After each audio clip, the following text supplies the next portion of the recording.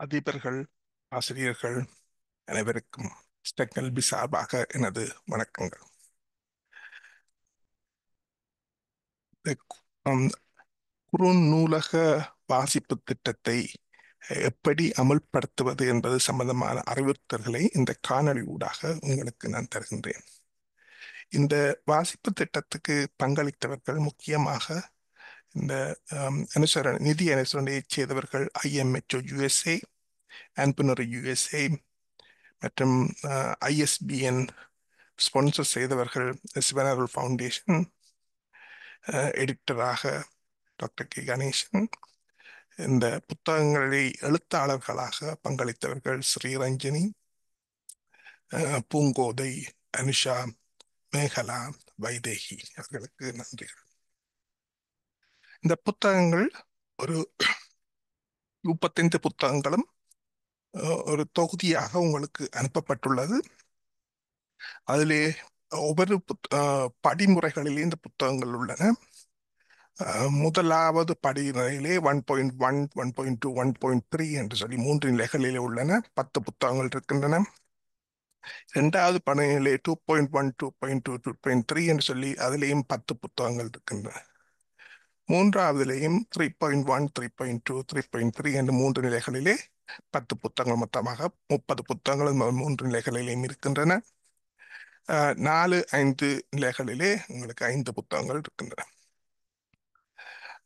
இந்த புத்தகங்கள் ஒவ்வொன்றுக்கும் அதன் ISBN நம்பர் கொடுக்கப்பட்டுள்ளதன் பின்பக்கத்திலே அந்த ஆசிரியர்களின் விவரங்கள் உள்ளடக்கி இருக்கின்றன. இந்த திட்டத்தை முறையாக இந்த அறிவுறுத்தலின்படி அமல்படுத்துபவர்களுக்கு ஒரு புதிய மடிக்கணினி பரிசிலுக்கு தெரிவு செய்யப்படும். அந்த எல்லோருமிலிருந்து தெரிவு செய்யப்படும். இந்த அறிவுறுத்தல்களுக்கான நோக்கம் என்னன்னு பார்ப்போம். முதல் நம்மிடம் இந்த திட்டத்துக்கு மிக குறைவான நிதி வளமே இருக்கின்றது. அதேவேளை அதிக தேவையும் இருக்கின்றது. ஆகவே அச்சிடப்படும் புத்தகங்களை நீண்ட காலம் எதிர்கால மாணவர்களுக்கும் பயன்படும் வகையில் பொறுப்புடன் பராமரிக்க வேண்டும். இந்த திட்டத்தின் மூலம் நாம் ஒவ்வொரு மாணவரும் வாசிப்பில் முன்னேறுகின்றார்கள் என்பதை கண்காணித்து அவர்களுக்கு உத்வேகப்படுத்த இந்த திட்டத்தை வடிவமைத்துள்ளோம்.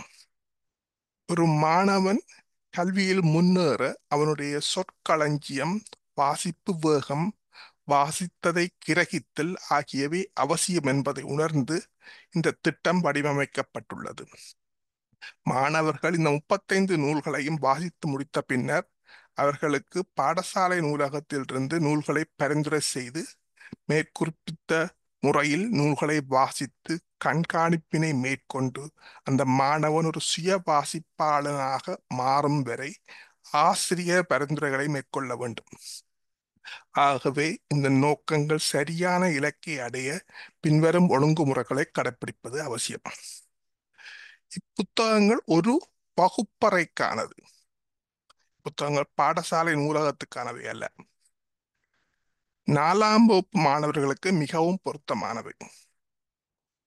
முதல் 3 மட்டத்திலும் ஒவ்வொரு மட்டத்திலும் 10 புத்தகமாக 30 புத்தகங்களும், மற்ற 4, 5இல் 5 புத்தகங்களுமாக மொத்தம் 35 புத்தகங்கள் உள்ளன.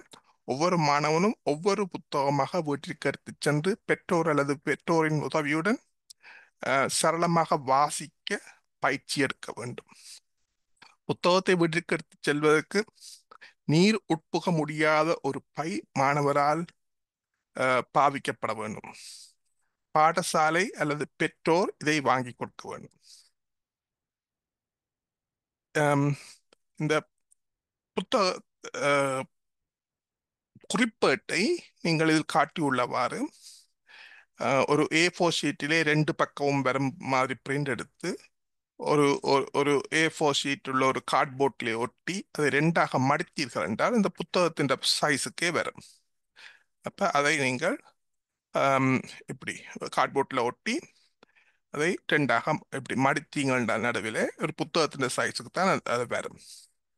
அதை பின்பு நீங்கள் இப்படி ஒரு வாட்டர் ப்ரூஃப் பேக்கில் வைத்து மாணவர்களுக்கு கொடுத்தால் அது புத்தகமும் பழுதாகாது, குறிப்பேடும் பழுதாகாது. நீங்கள் தொடர்ந்து பாதிக்கலாம். அடுத்து வரும் மாணவ வகுப்புகளுக்கும் உங்களால் பாவிக்க முடியும்.